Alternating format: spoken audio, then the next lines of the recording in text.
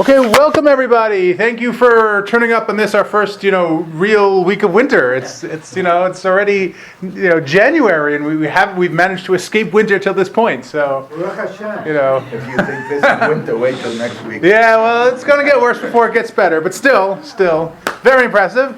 And so we are going to be discussing a topic that doesn't really get talked about too much because certain things get overshadowed once you start with the first half of the book of Shemot, because the first half of the book of Shemot is really unlike the rest of the Torah in that it is absolutely filled to the brim with these amazing narratives filled with miraculous and stunning events.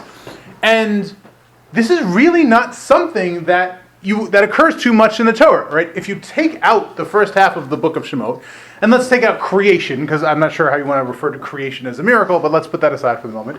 Right? There really aren't that many miracles in the Torah. It's weird to think about it that way, because you sort of think of the Torah as being filled with all these miraculous events, but there really just aren't that many miracles in the Torah. When you think about all the flashy sort of narratives, right?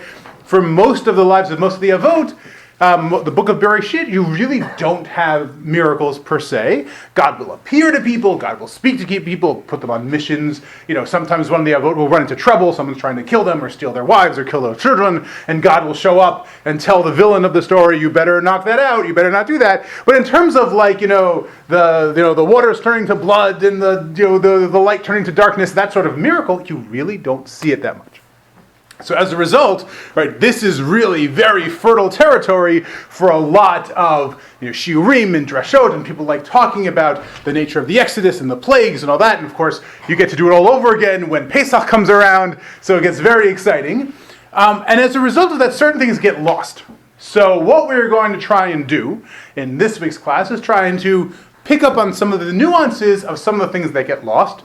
And we're going to start by reading the first few psukim in Vaera and trying to see what is wrong, or at least perhaps what is strange about these psukim. So page 318. Who wants to start us off? Page 318? Or 19. Sorry, or 319, fair enough, yes. 319. Please. God spoke to Moses and said to him, I am Hashem. I appeared to Abraham, to Yitzchak, to Yaakov, as El Shaddai. But with my name Hashem, I did not make myself known to them. Moreover, I established my covenant with them to give them the land of Canaan, the land of their sojourning, in which they sojourned. Moreover, I have heard the groan of the children of Israel, whom Egypt enslaves, and I have remembered my covenant. Therefore say to the children of Israel, I am Hashem, and I shall take you out from under the burdens of Egypt. I shall rescue you from their service.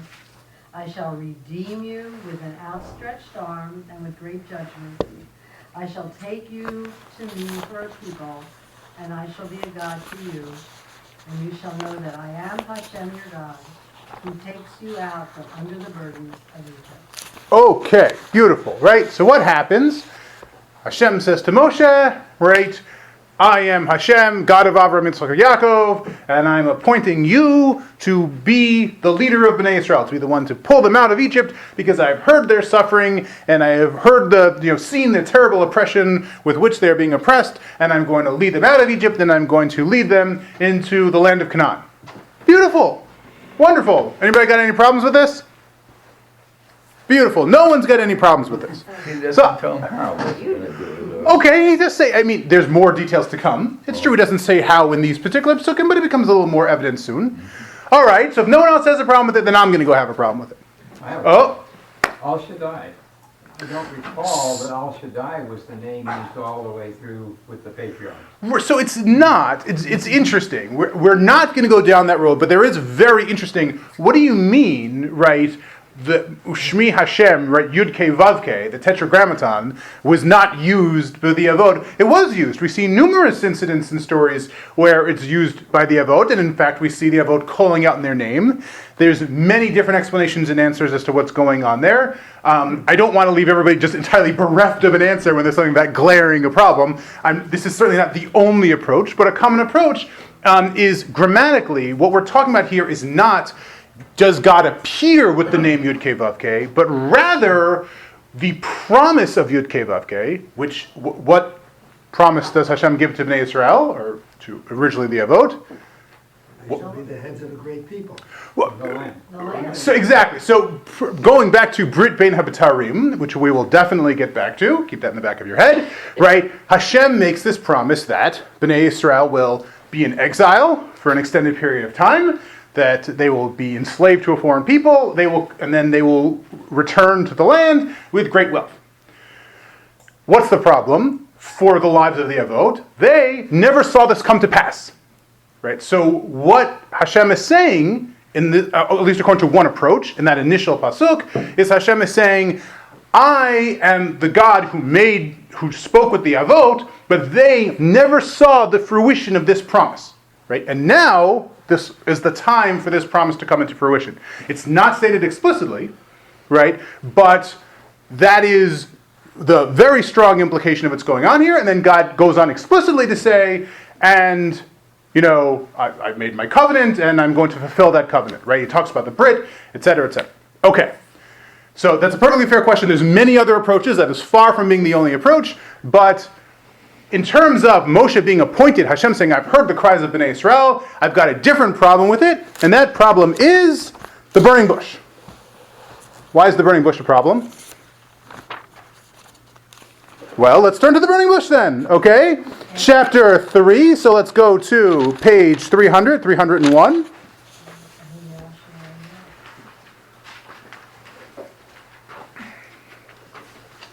So, who wants to read? Please, Doctor. Moses was shepherding the sheep of Jethro, his father-in-law, the priest of Midian. He guided the sheep far into the wilderness, and he arrived at the mountain of God toward Horeb. An angel of Hashem appeared to him in a blaze of fire from amidst the bush. He saw, and behold, the bush was burning in the fire, but the bush was not consumed. Moses thought, I will turn aside now and look at this great sight. Why will the bush not be burned? Hashem saw that he turned aside to see, and God called out to him from amidst the bush and said, Moses, Moses! And he replied, Here I am.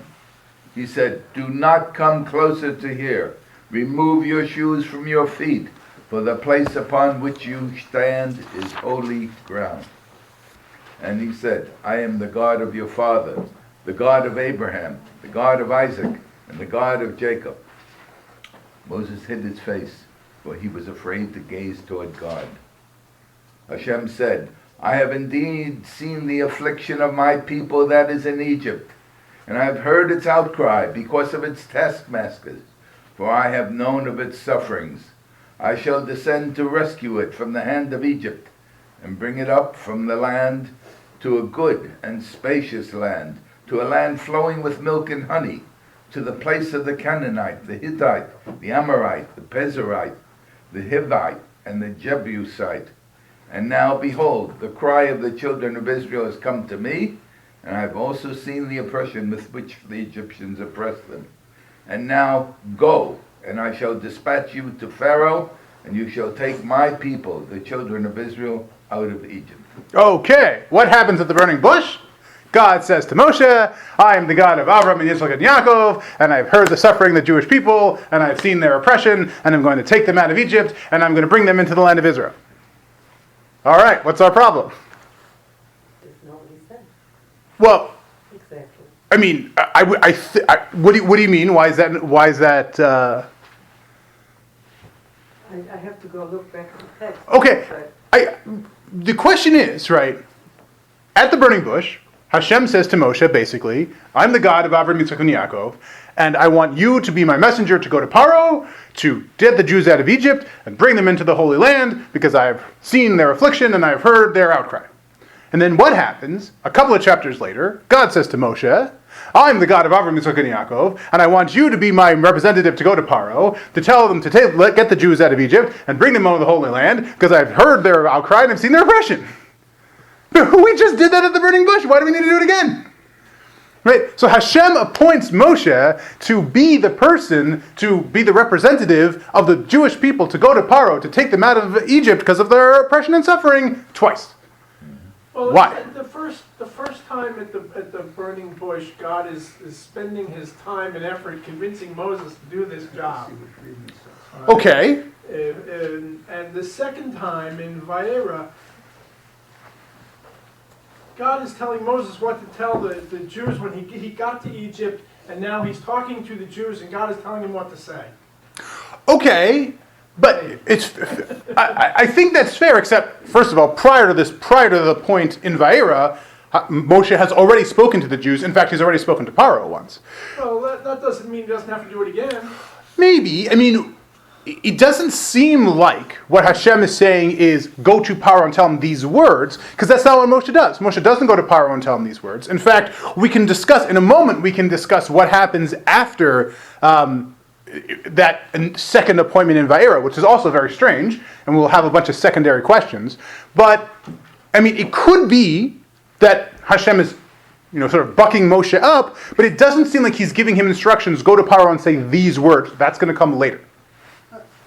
What's the time frame? I'm missing something here. When relative to the burning bush, is the Parshat Vaera? So Parshat Vaera the burning bush is back when Moshe is in Midian. After the burning bush, after some back and forth, Moshe goes down to Egypt, not without incident, which we will touch upon. Meets Aaron, right? They go to the Jews. They go to Paro, do some signs, say to Paro, you have to let the Jews go worship God for 3 days in the desert. And Paro says, no, in fact, I will make the labor of the Jews worse. And Moshe is somewhat upset and despondent by this result, as are the Jews, as you would imagine. And then we have Parshat Vaera, and God says, I've appointed you to go talk to Paro because, etc., etc., etc. And this happens where? This is in Egypt. The second time, the first time is in Midian, the second time is in Egypt. Okay, so one question is, why do we have the repetition, right? Fair enough. We have a couple of other side questions, though. So let's go back a couple of more pages, right, to the end of chapter 2 in Parshat Shemot, right, going back to, we have a little section right before the burning bush, verses 23 to 25. Who wants to read those? During those many days, it happened that the king of Egypt died, and the children of Israel groaned because of the work that they had, and they cried out. Their outcry because of the work went up to God. God heard their moaning, and God remembered his covenant with Abraham, with Isaac, and with Jacob. God saw the children of Israel, and God knew. Okay, so what happens, right? God, what does it say? What does God do? 4 things. Right? It says that God hears, it says that God remembers, it says that God sees, and it says that God knows, God takes notice, right? Those 4 things. Then, just a couple of psukim later at the burning bush, when Hashem is talking to Moshe about, right, in verses 6 through 10, he's talking about the nature of what's going on in Egypt. What does God say? Does God say, I've heard the outcry of the people? Does he say he's seen the affliction of the people? Yeah. Does he say he's known of their sufferings? Does it say he remembers? Oh boy. What happened to the remembering? Well, didn't he just say that when he introduced himself, I am the God of He's thereby implying I am the and that's what's so promise? it's so tempting, right? He says I'm the God of Abraham, Yitzchak, and Yaakov, And it's a but it's a pre-known fact that the God of Abraham, Yitzchak, and Yaakov has made this promise, isn't it? but except, right, compare that to the beginning of Vaera. What does God say? I'm the God of Abraham, Yitzchak, and Yaakov, who made the covenant, and I'm remembering the covenant. And he says it explicitly, right? It's completely missing from here. The entire idea of the covenant and remembering the covenant is missing, right? That's a little bit weird. Like, why would you go through the process of saying God did these 4 things, and when God speaks to Moshe, he mentions 3 of them and not the 4th, right? What happened to the 4th? Especially since the 4th completely comes into play just a few chapters later. It's not that it's being completely omitted. Another couple of weird questions, and then we can start doing some analysis. All right, jumping forward again to Parshat Vaera. What happens after, right? What happens after we have this sort of, buck up of Moshe? Right? Hashem reappoints Moshe. We're on page 320. We don't have to read it word for word inside. But after Hashem says to Moshe, okay, I've reappointed you. You've got to go to Paro. You've got to tell him what's going on. Right? Starting verse 14, what do we have? The listing of the households. A listing of the households. The heads of What? the households, yeah. Right? We have a genealogy. And how does that genealogy start?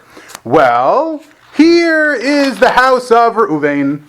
And what do we have after the house of Reuven? Right? How long does Reuven take, by the way? Right? How many psukim do we get on the house of Reuven? One pasuk. The way after that, we got the house of Shimon. How many psukim do we have on the house of Shimon? One pasuk. Then we have the house of Levi. How much time do we spend on the house of Levi? 3, 4. Oh, keep going. Turn that page.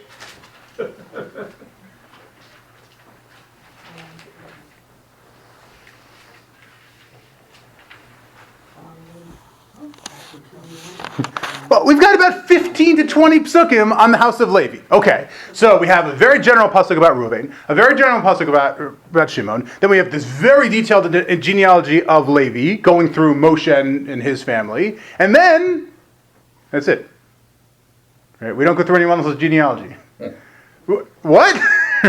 This is kind of weird. Not only that, but before we have the genealogy, what's the last pasuk we have before the genealogy? What does it say? Right, pasuk 13. Somebody want to read it? Oh, I'm sorry. Pasuk 12. I apologize. Pasuk 12. Moses spoke before Hashem, saying, "Behold, the children of Israel have not listened to me. So how will Pharaoh listen to me? And I have sealed lips." So sealed lips is a very interesting translation there, right? The Hebrew is aral sifatayim. What does aral mean? Uncircumcised. Uncircumcised, yes, uncircumcised lips. Before we get into the obvious question there, let's just take a quick peek. What's the pasuk after, right? What's the pasuk after our genealogy?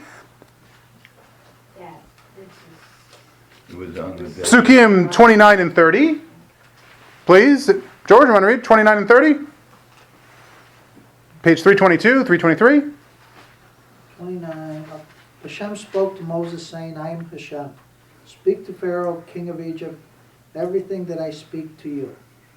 Moses said before Hashem, Behold, I have sealed lips. So how shall Pharaoh heed me? Again, Moshe says, I'm aral sifatayim, right? Why on earth would Paro listen to me? Behold, I am aral sifatayim, right? So, first of all, we have the exact same pasuk, almost verbatim, before the genealogy and after the genealogy. It's picking up. So that's a little, right? Second of all, what on earth are uncircumcised lips? Is that a euphemism? Well, let's hope so, right?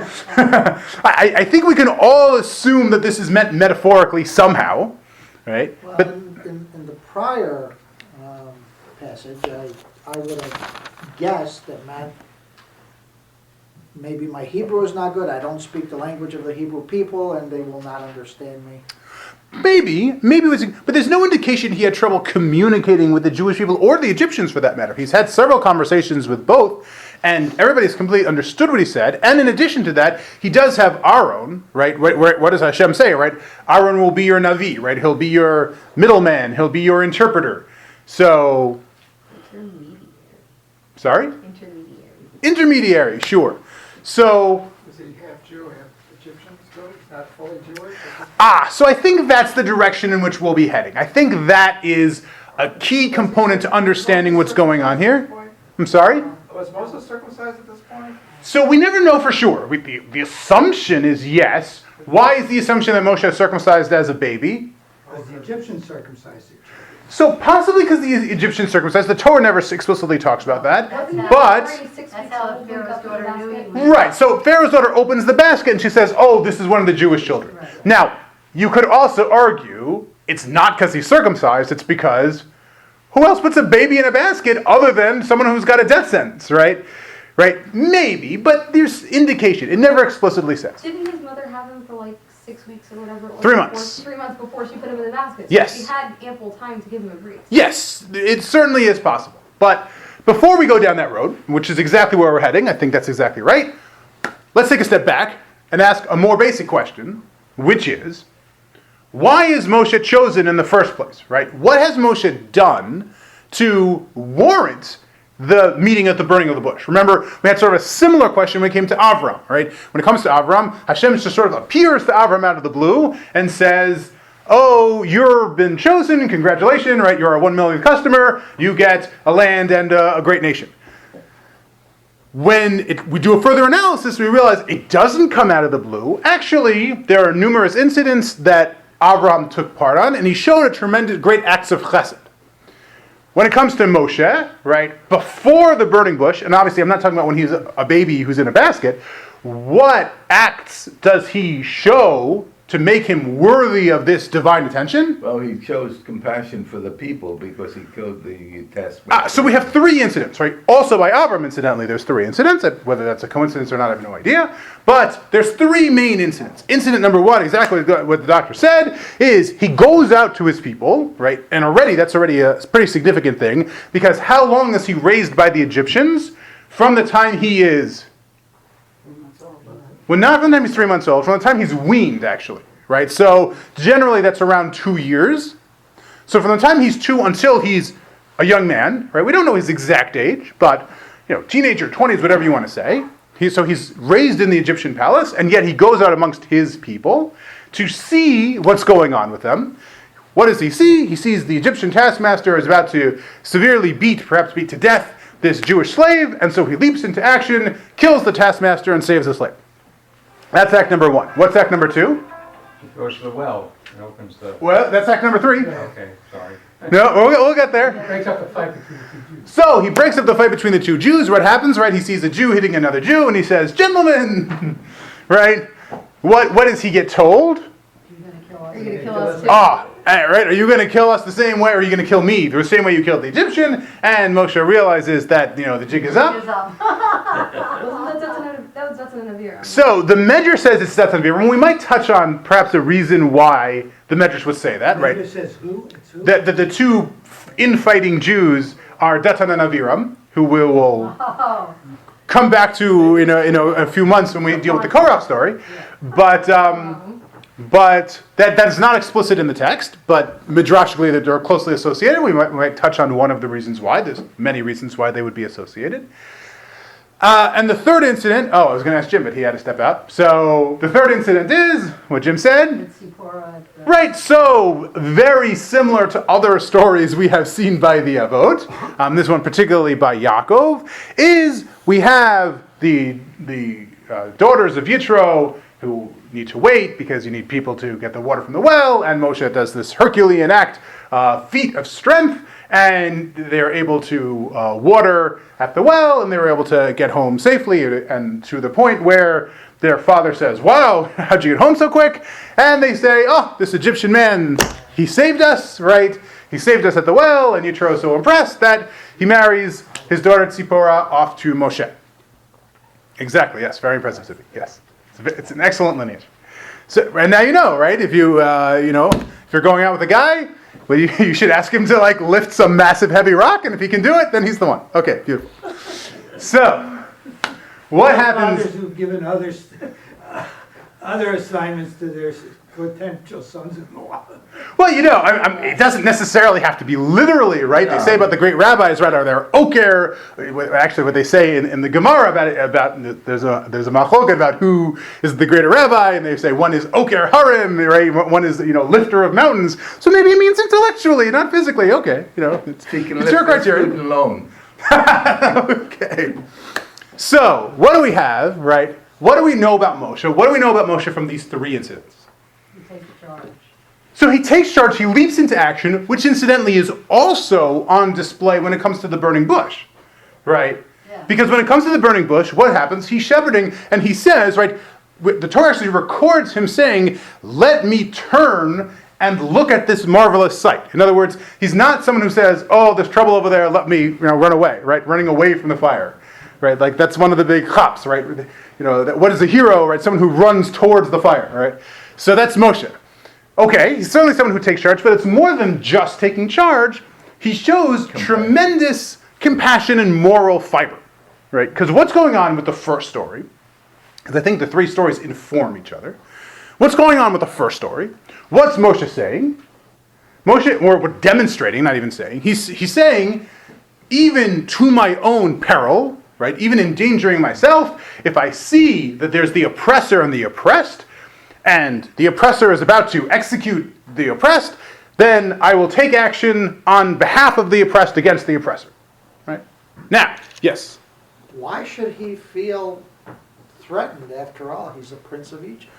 Well, prince or no prince. First of all, we don't know if he's a prince. It never says that anywhere. It's wonderful in common lore. I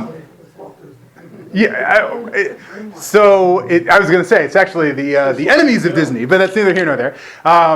The point is, it's great theater to basically say, the Pharaoh and Moses, like they grew up as brothers and they knew and loved each other, and then there was this terrible break, and it's great theater. It's highly unlikely. And there's also nothing about it in the text, right? He definitely grows up in the palace. In what capacity, we don't know, right?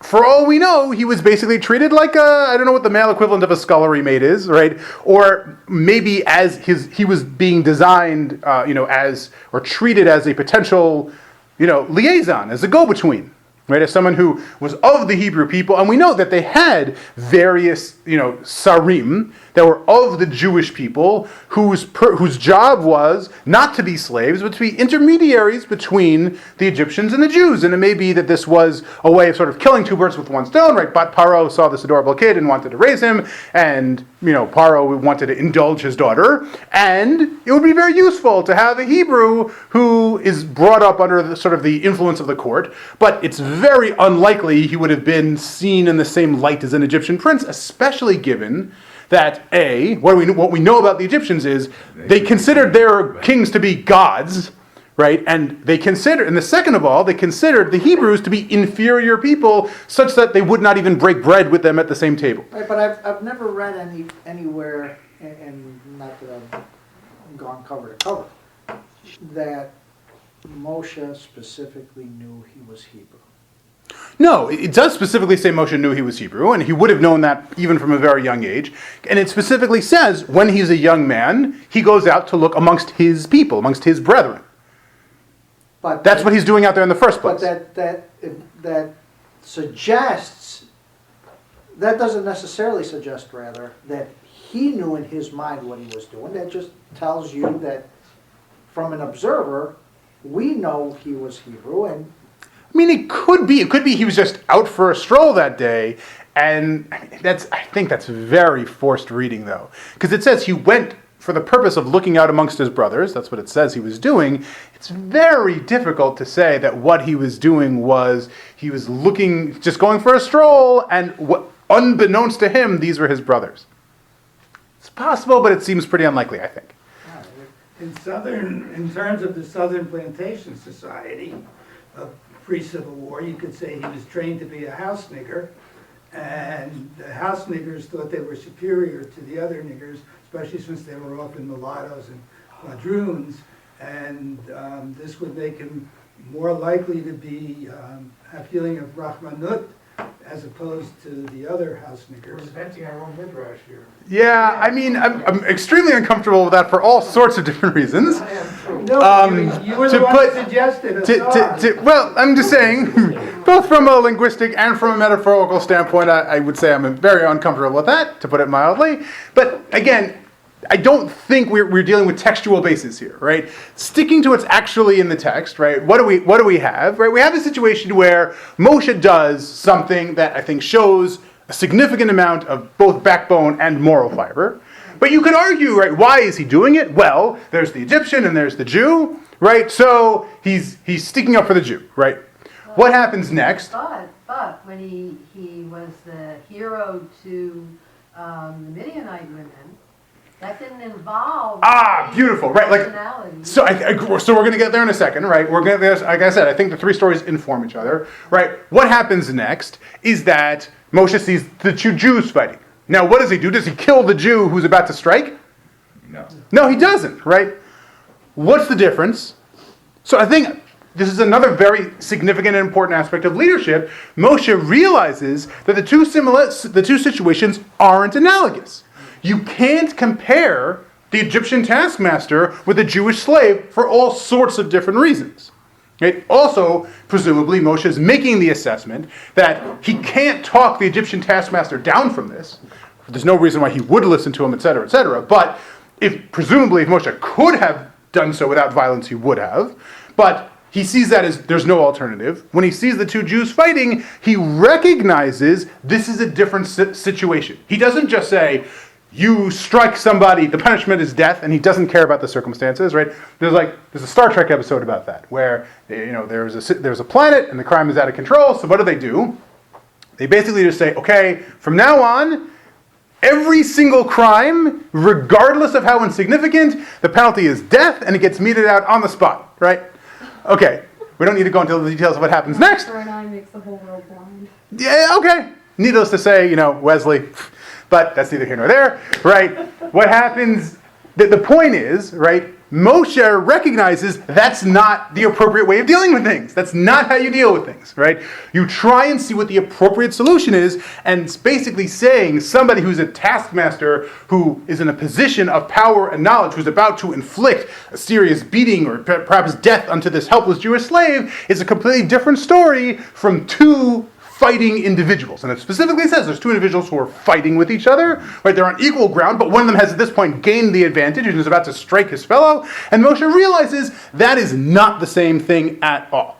Another important quality of leadership, but, right, you could be arguing Moshe is just self-interested, right? He's Jewish, he sees these Jews in trouble, so all he cares about is helping Jewish people. It's not a general moral idea. So what's our third story? Our third story is there's these Midianite women, right, who need his help.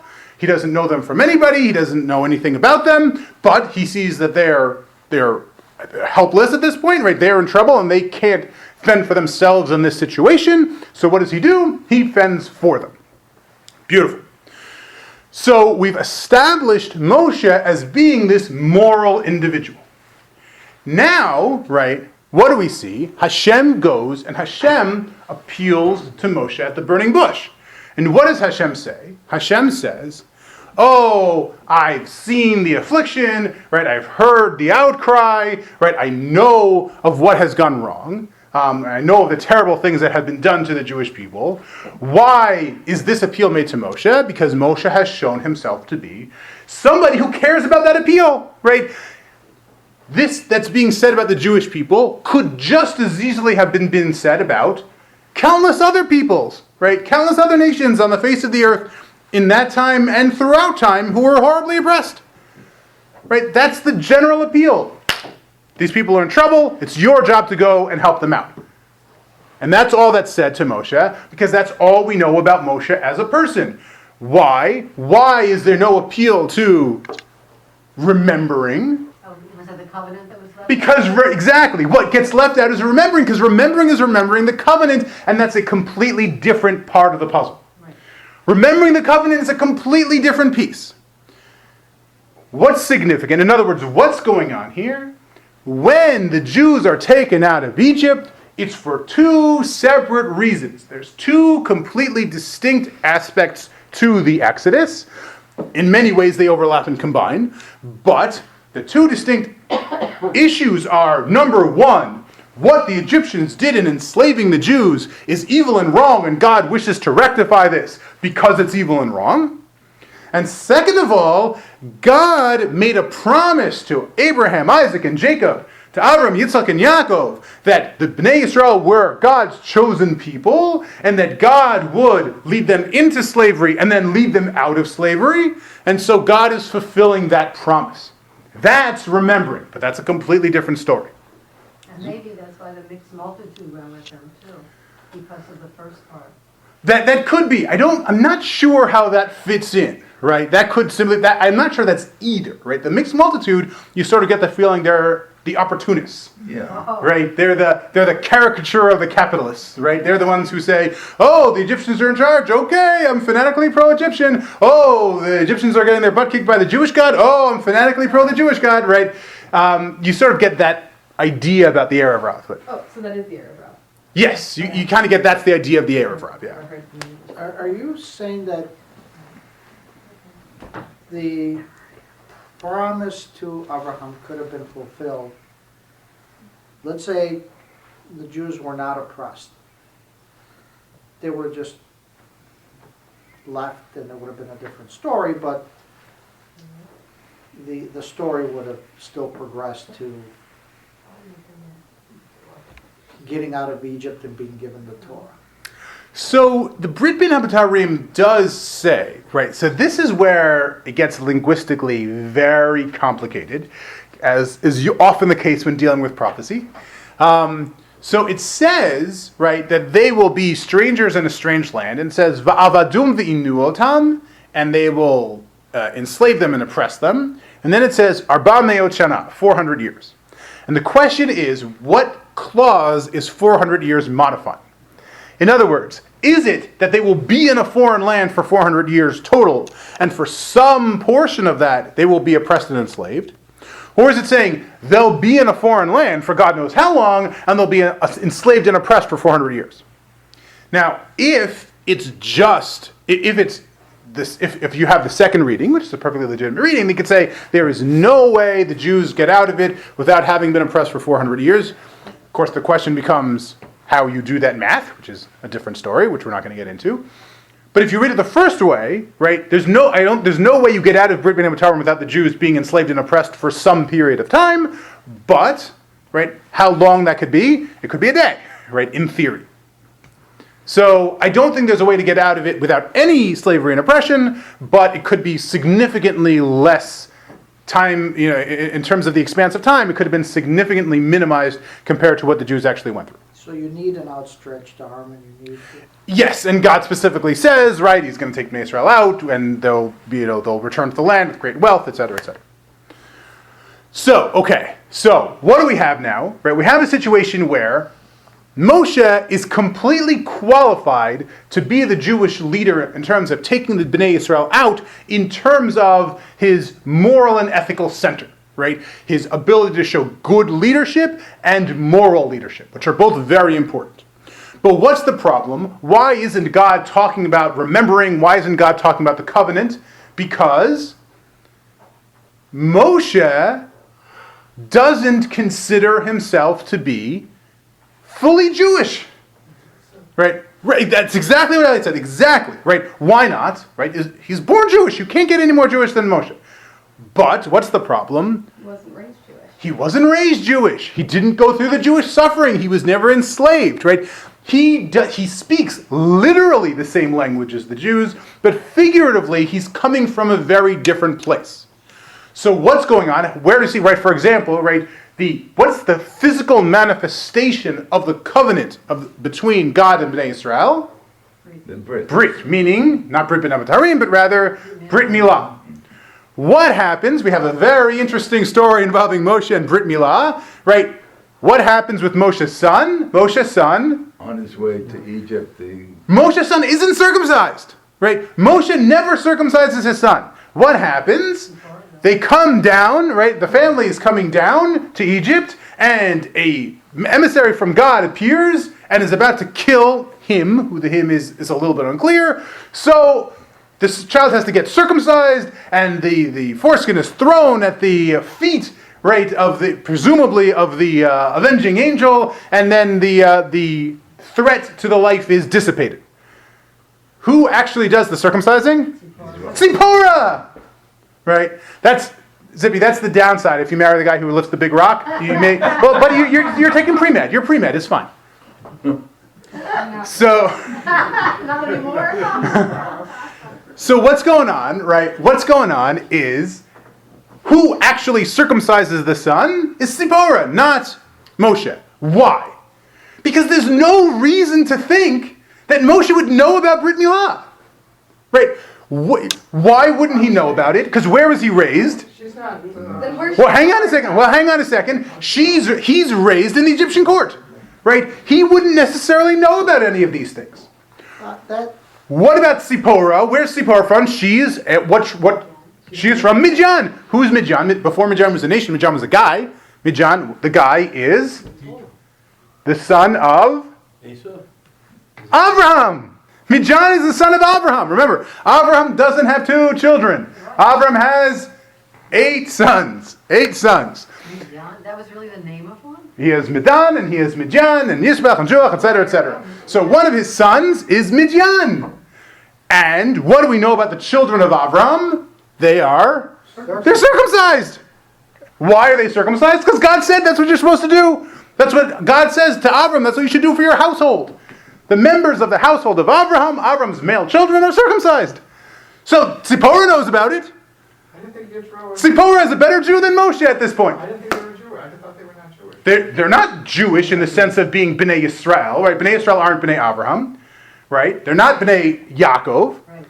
but they are Bnei Avraham, right? They're the descendants of Avraham, every bit as much as Yishmael or Esav for that matter. but that's hard to believe that he, in all other ways, was so Jewish, except he didn't know about them. So here's the thing.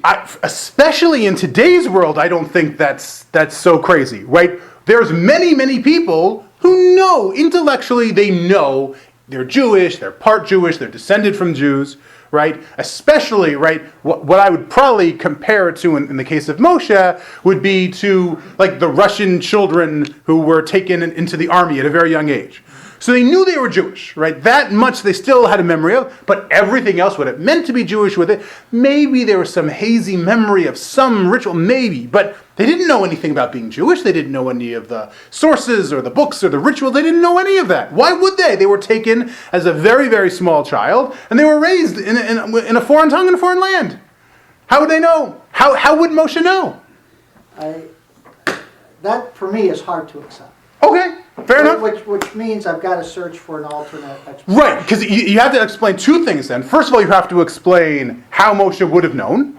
Second of all, you'd have to explain if he knew, why didn't he do it? But okay, fine.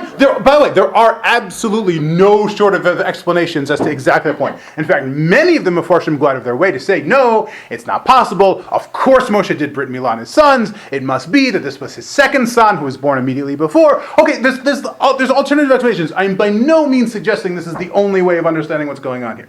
But in terms of this approach, right, I think it works perfectly, right? Moshe is our paradigm of the ethical, proactive individual, the leader. Therefore, he's fully qualified to take the Jews out of Egypt on that one ground. What's the problem?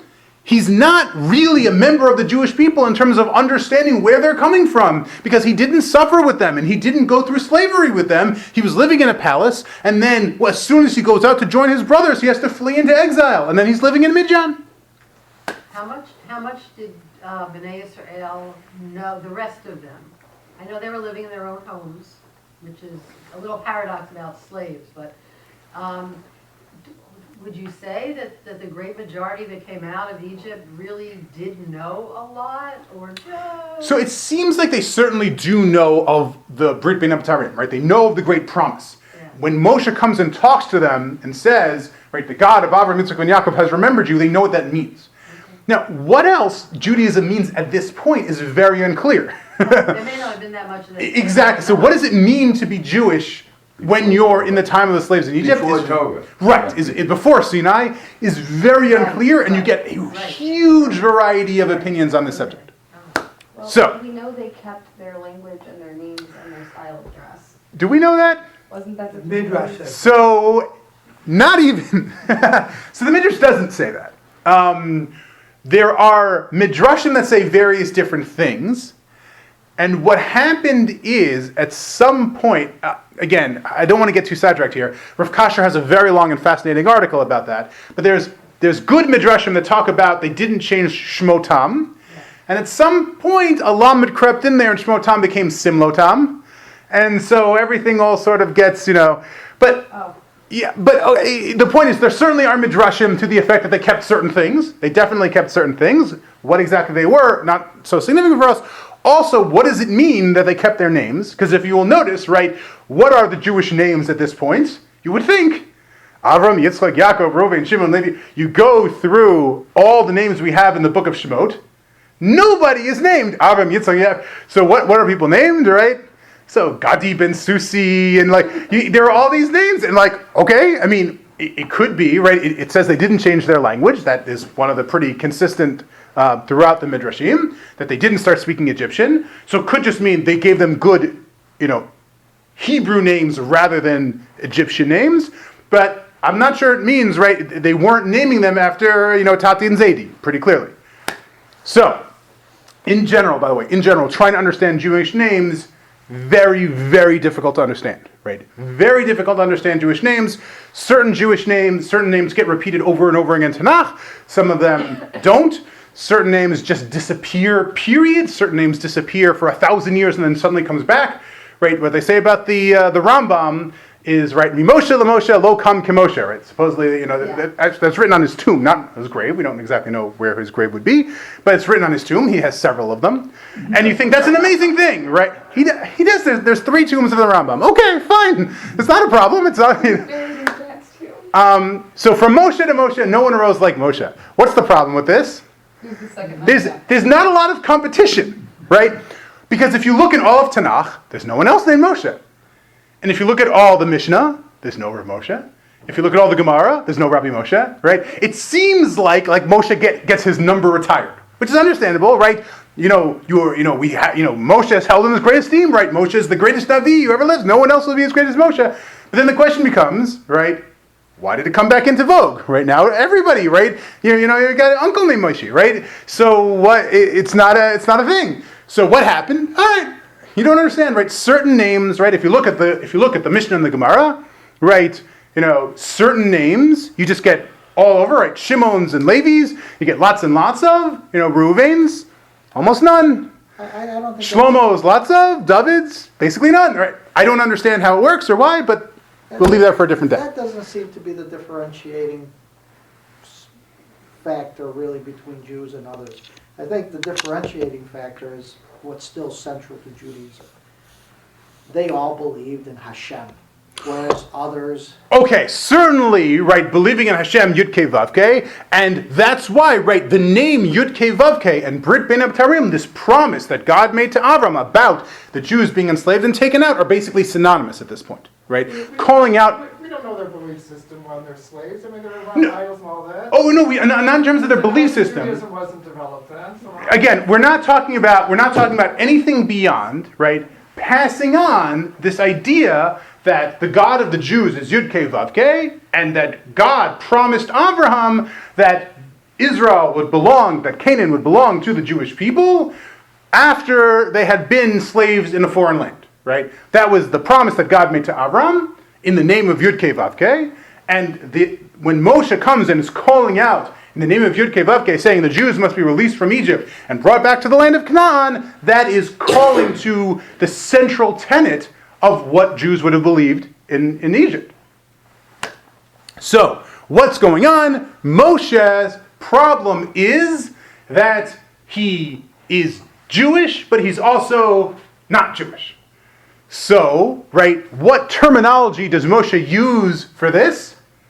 He calls himself Aral Sifatayim.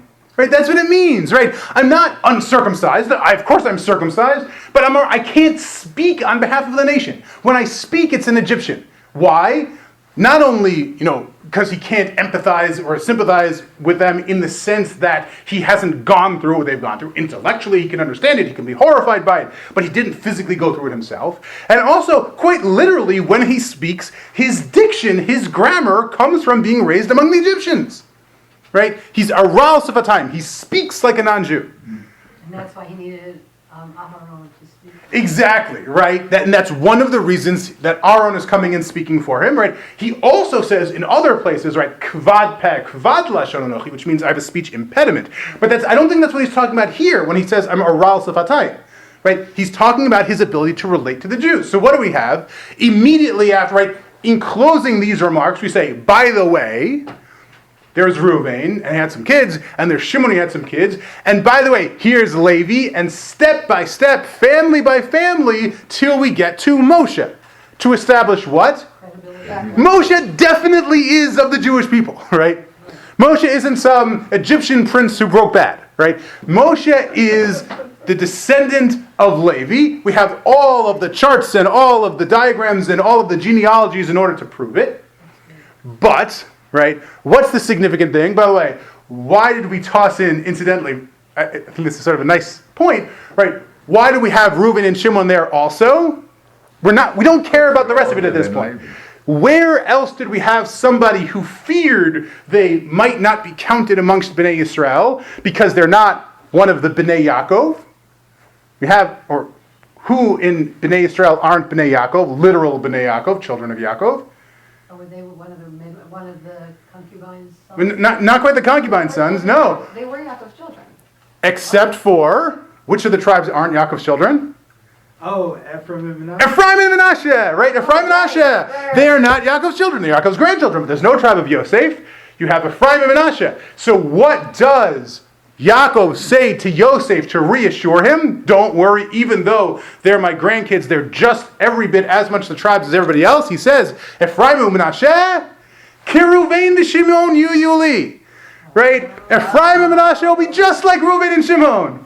So what are we told? Moshe, just like Reuben and Shimon. There's Reuben and his kids, and there's Shimon and his kids, and there's Levi and his kids, and Levi's kids includes Moshe. Right? His descendants includes Moshe.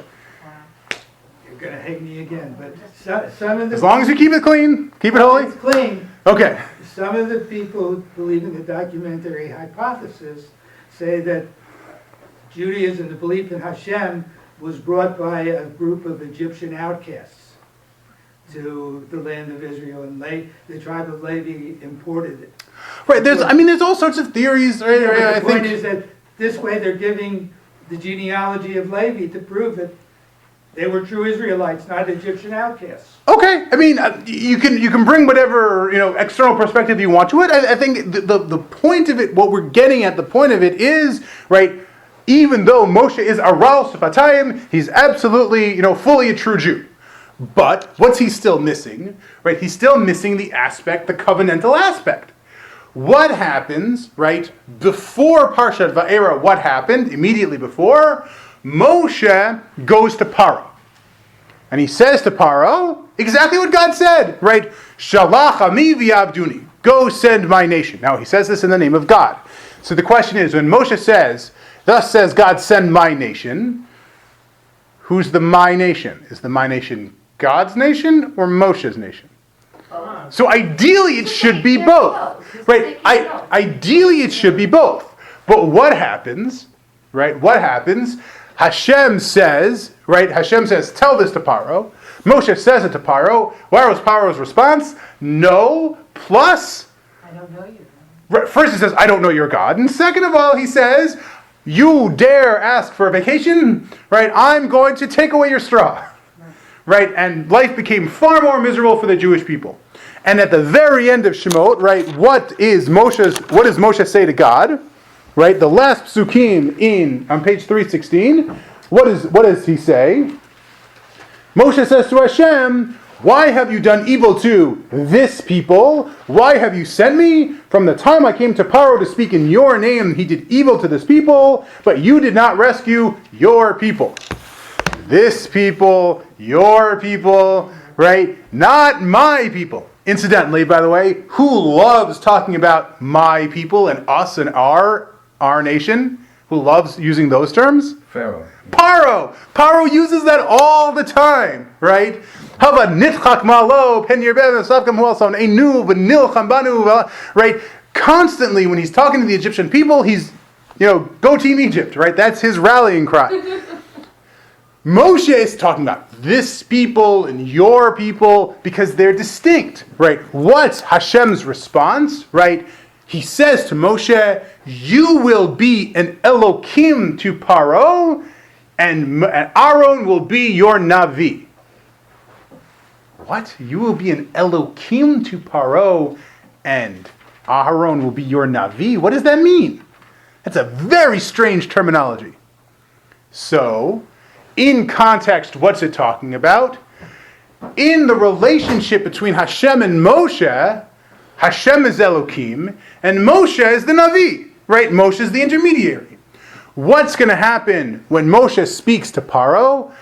Moshe needs to take the place of God, Kiviyachol, right? Lahavdil, obviously. But in Paro's eyes, Moshe needs to be like Elohim, and the Moshe in the relationship is going to be Aaron. Aaron is going to be the Navi. In order to do that, when Moshe says, Shalach Ami v'Abduni, Ami can't just be God's nation, it has to be Moshe's nation. That transition has to happen. And in order for that to happen, it can't simply be that Moshe is born Jewish, he's genealogically Jewish. Moshe can't be Aral Sifatayim anymore. So what does Hashem say? Now we're going to get to the second appointment of Moshe. The first time we appointed Moshe, it was to say, you are the leader because you are a moral person, and I've seen the suffering, I've heard the suffering. The second time he appoints Moshe in the beginning of Vaera, what does he talk about? The Brit, the covenant. He says, you are now that representative.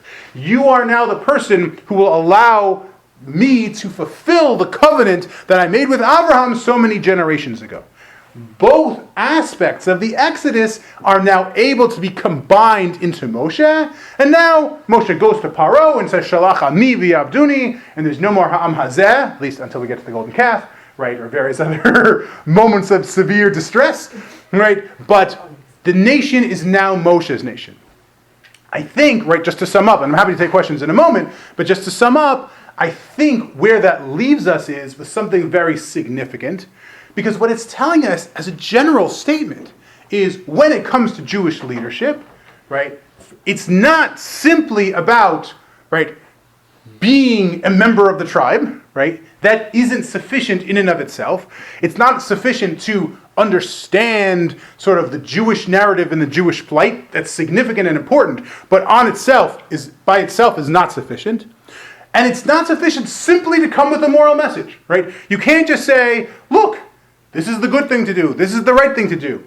In and of itself, those two things are wonderful and good, but they're not sufficient by themselves.